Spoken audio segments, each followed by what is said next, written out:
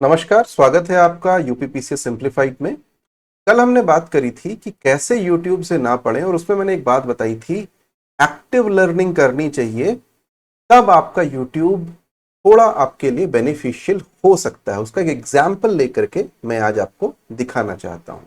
तो हम यूज करेंगे एक चैनल, बड़ा चैनल है यूट्यूब पे, उसका नाम है पीसीएस सारथी, स्टडी आईक्यू वालों का है।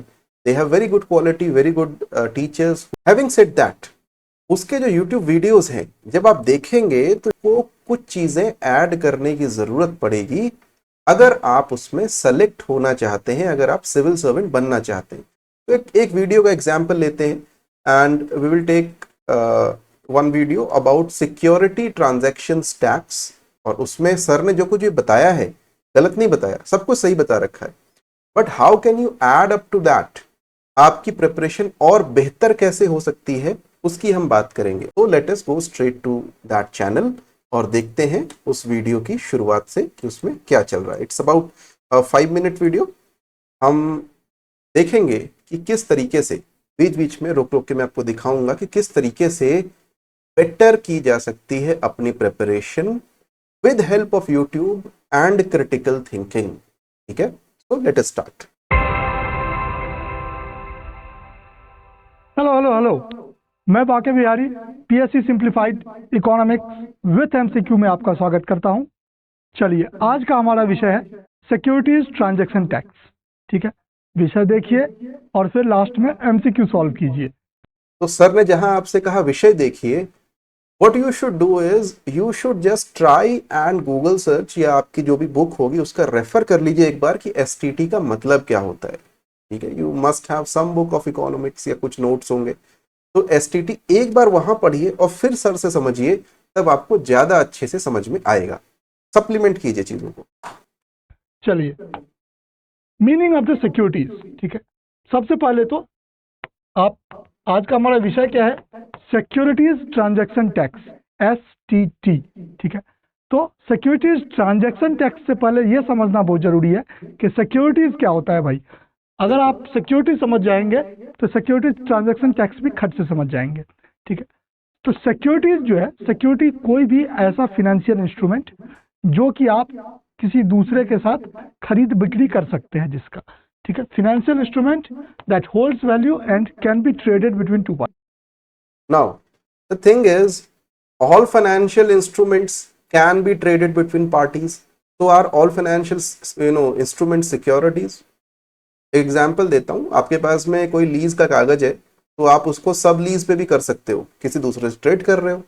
आपने किसी कमरा किराए पे लिया और किसी दूसरे को सबलेट कर दिया, तो क्या ये जो लीज का कागज था, is that a financial instrument? दूसरा एग्जाम्पल, क्या आप जो बीमा लेते हैं, इंश्योरेंस लेते हैं, और वैसा ऐसा बीमा नहीं, ULIP, unit linked insurance plan, is that a financial instrument? तो ऐसे क्वेश्चंस आपको दिमाग में पूछने चाहिए जब आप सर आपको पढ़ा रहे हैं। तो एग्जाम्पल सर ने सही दिए हैं, stocks, bonds, mutual funds, exchange traded funds etcetera, but क्या और भी हो सकते हैं? क्या एक्चुअली में डेफिनेशन है कहां पे? ये भी तो एक पता करने वाली बात है, ये डेफिनेशन दे कहां पे रखी है। ठीक है, पार्टीज। ठीक है, फिनेंशियल इंस्ट्रूमेंट मतलब कोई भी ऐसा चीज जिसका कि मॉनेटरी वैल्यू हो। ठीक है, वो हो गया फिनेंशियल इंस्ट्रूमेंट। ठीक है, अब कोई भी चीज जिसका मॉनेटरी वैल्यू हो, this is a loose statement, but ठीक है, मतलब प्रेशर में कई बार लोग बोल जाते हैं, माफ कीजिए और आगे बढ़िए। तो फॉर एग्जाम्पल जैसे शेयर हो गया। ठीक है, तो आपके पास अगर मान लीजिए टाटा का शेयर है। ठीक है, अब देखिए, मान मत लीजिए, आपको एग्जाम्पल्स हमेशा वो लेने चाहिए जो कि रियल वर्ल्ड एग्जाम्पल्स हो। टाटा के नाम की 4-5 कंपनियां तो मुझे याद है, टाटा स्टील है, टाटा मोटर्स है, टाटा एलेक्सी है, टाटा कंसल्टेंसी सर्विसेज है। 4 कंपनीज तो ये हो गई। तो आप जब भी कोई एग्जाम्पल लें सिविल सर्विसेज में, सर तो पढ़ा रहे हैं कोई बात नहीं, एग्जाम की बात कर रहा हूं, मेंस में जब आप पढ़ाई कर रहे हो या प्री के लिए पढ़ाई कर रहे हो, तो एग्जाम्पल्स हमेशा रियल वर्ल्ड होने चाहिए, एक्सेप्ट इन एथिक्स। एथिक्स तो है ही ऐसी। तो आपके पास टाटा का शेयर है, तो ये शेयर जो है एक फिनेंशियल इंस्ट्रूमेंट हुआ। ठीक है, तो आप इस शेयर को बेच सकते हैं, आप इस शेयर को किसी और से खरीद भी सकते हैं। ठीक है, तो कोई भी ऐसा फिनेंशियल इंस्ट्रूमेंट जिसका कुछ वैल्यू हो और आप दूसरे के साथ खरीद बिक्री कर सकते हैं, उसको जो है हम कहते हैं सिक्योरिटीज। क्लियर हो गया? सिक्योरिटी क्या है? Yes. अब इसमें क्लैरिटी लाने के लिए ना एक फाइनल चीज जो मैंने आपको बोला कि भैया सिक्योरिटीज डिफाइंड कहाँ हैं, तो 1956 का एक एक्ट है, the securities contract regulation act 1956, उसमें डिफाइन किया हुआ है कि सिक्योरिटीज क्या है। तो उसमें सही कह रहे हैं सर, स्टॉक्स भी हैं, बॉन्ड्स भी हैं, म्यूचुअल फंड्स भी, एक्सचेंज ट्रेडेड फंड्स भी हैं, गवर्नमेंट सिक्योरिटीज यानी गवर्नमेंट के जो भी हैं सब कुछ है, और भी हैं चीजें। लेकिन एक कंडीशन है। कंडीशन क्या है? ये सारी चीजें स्टॉक एक्सचेंज पे ट्रेडेड होनी चाहिए except one single exception.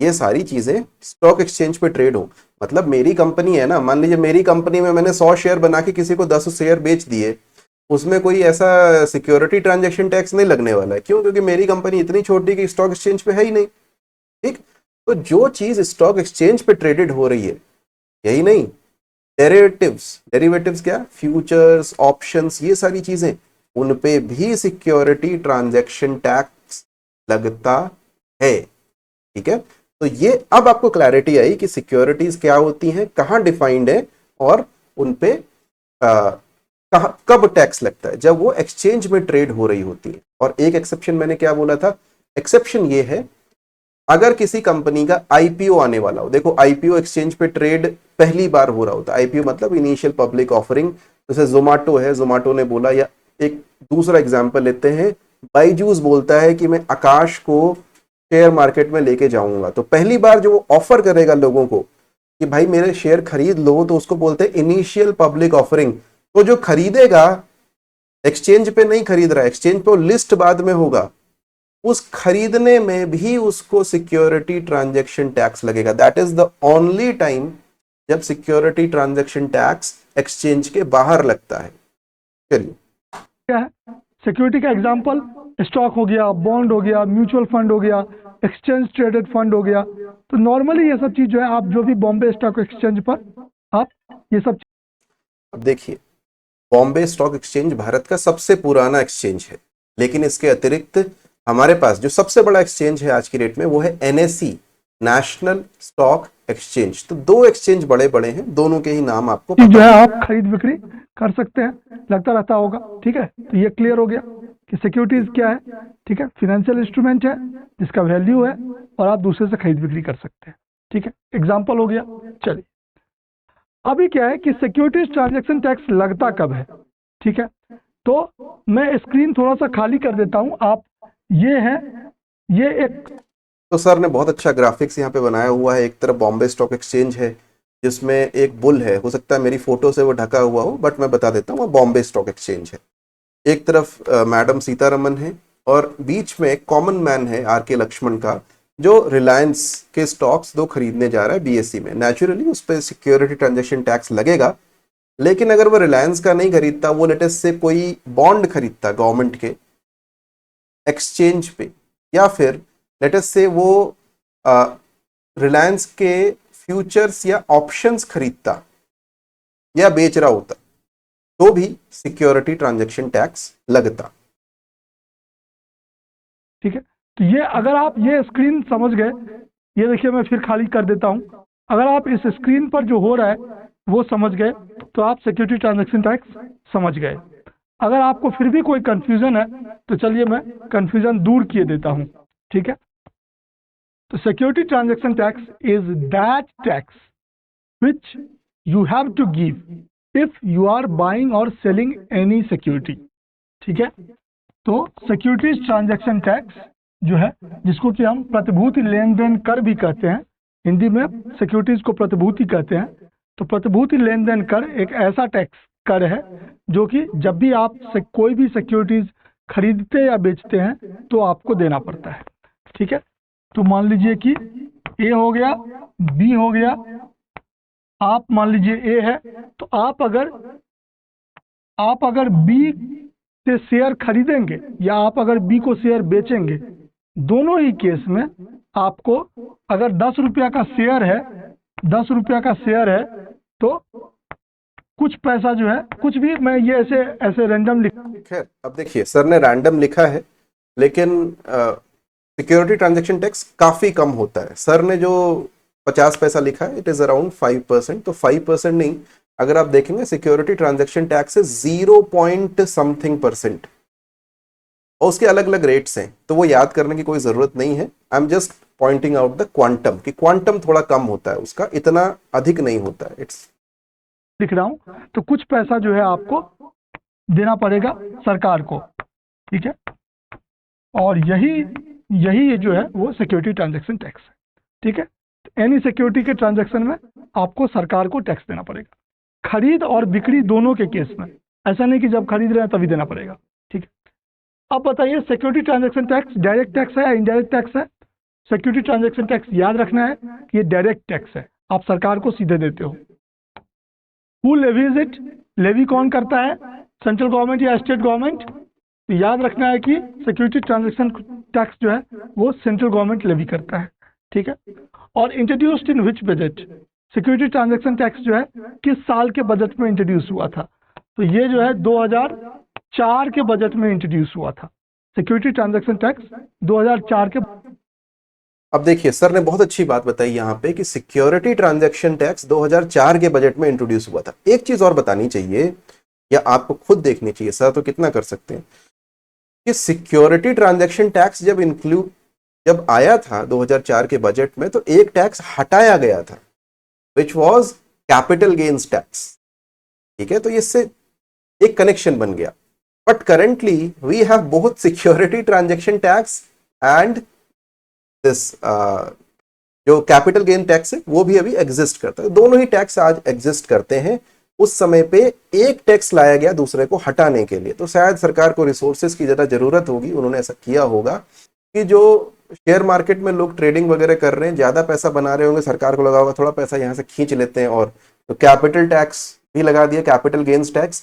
Security transaction tax तो था ही था, बजट में इंट्रोड्यूस हुआ था, ठीक है। क्लियर है? ओके, चलिए देखते हैं क्लियर है कि नहीं है, टेस्ट कर लेते हैं। चलिए अब ठीक है।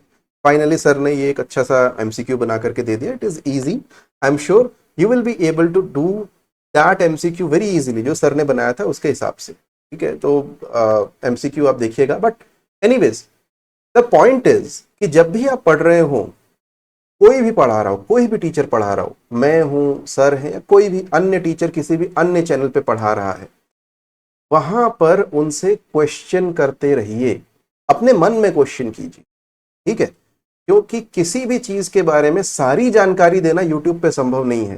तो वो जो कुछ जानकारी नहीं देनी है, शायद रेलेवेंट है, नहीं दे पाए हैं, अपने तरफ से आप खोजेंगे तो आपको एग्जाम में जरूर हेल्प करेगा। और साथ साथ में एक्टिव लर्निंग का मतलब क्या, नोट्स भी बनाते चलिए, जो सर कह रहे हैं उसको लिखते चलिए।